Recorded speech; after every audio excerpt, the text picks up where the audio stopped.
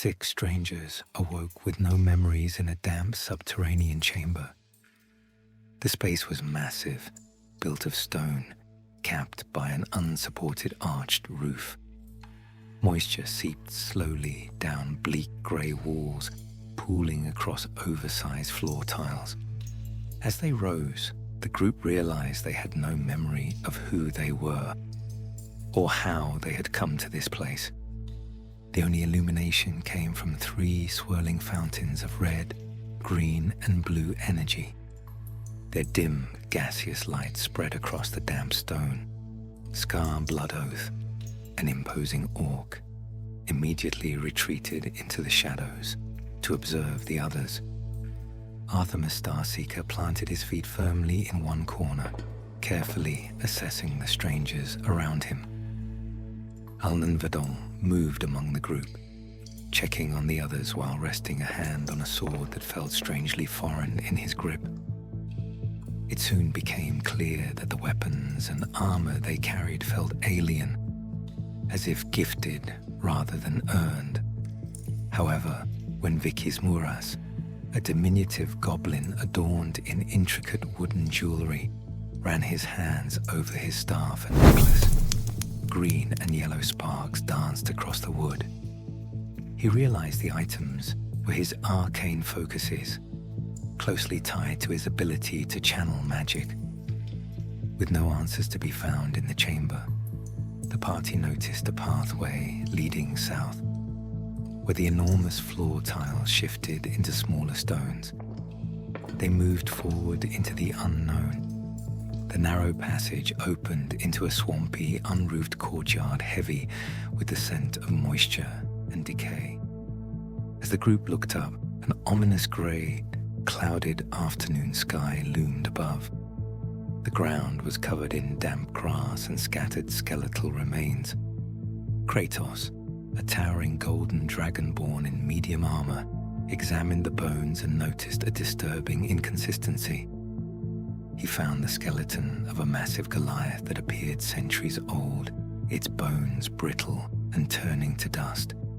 And yet, right beside the ancient remains, lay another large skeleton that defied explanation.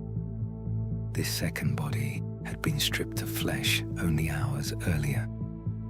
Its bones were still damp, retaining faint warmth. Nearby, Scar searched through the surrounding debris and found a perfectly preserved leather belt resting among chainmail that disintegrated at the slightest touch. The conflicting ages of the dead and their equipment deepened the mystery of the place. Fresh footprints led north toward a set of heavy doors, so the group moved on cautiously through weapons drawn. The doors groaned as the party managed to break their ancient vigil, and the party entered a ruined temple dominated by a destroyed statue in its center. As Kratos looked upon it, he experienced a fleeting moment of warmth. For an instant, he saw a glowing symbol on the statue's chest matching the emblem on his shield. Then the light vanished. At the same time, Vikis Muras detected a faint but distinct magical aura emanating from a cluster of fresh, bloody skeletons arranged in a deliberate pattern on the floor.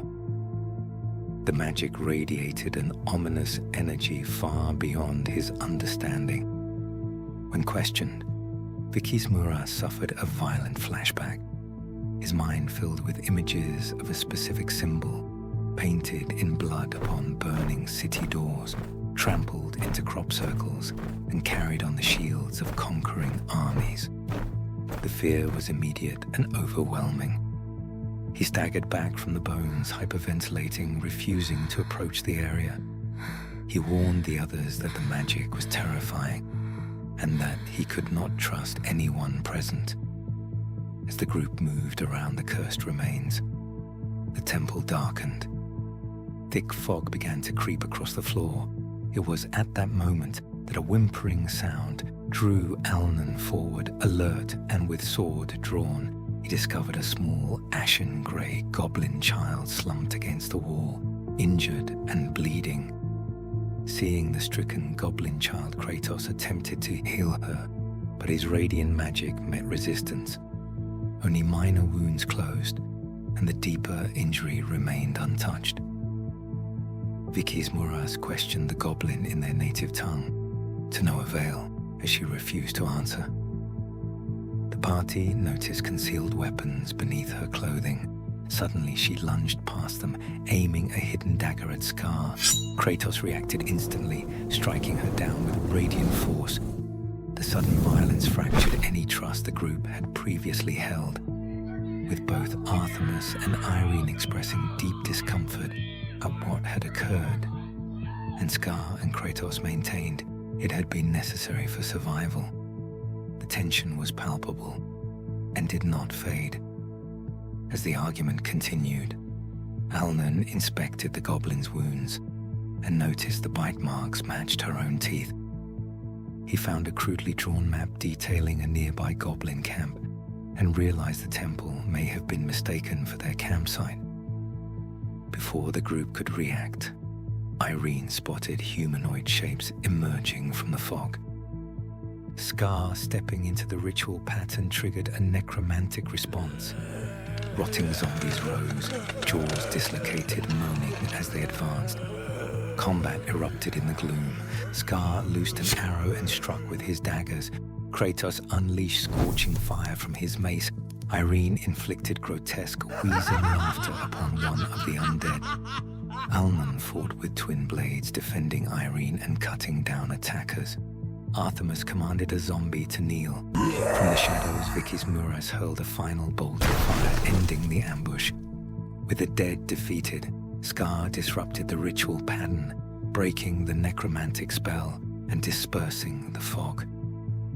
As the unlikely group moved deeper into the temple, the group discovered a semicircular chamber that was scarred by explosive magic. At its center was a massive chalk circle, intricately drawn and combining contradictory magical traditions. Vicky's Muras recognized it as an advanced reality-altering spell. One symbol had been deliberately gouged away: sabotage. He theorized this spell might be responsible for their shared amnesia. Within the room, further clues emerged. Scar found a handwritten letter addressed to friends, calling for a reunion at a spire where river meets stone. The handwriting felt strangely familiar to him. Irene discovered an iron ring engraved with the name Sarah. As she examined it, the ring appeared heavily rusted from some angles and perfectly pristine from others. It was almost as if reality itself seemed unstable around the ring. At this point, with their supplies dangerously low, the party chose to abandon the temple.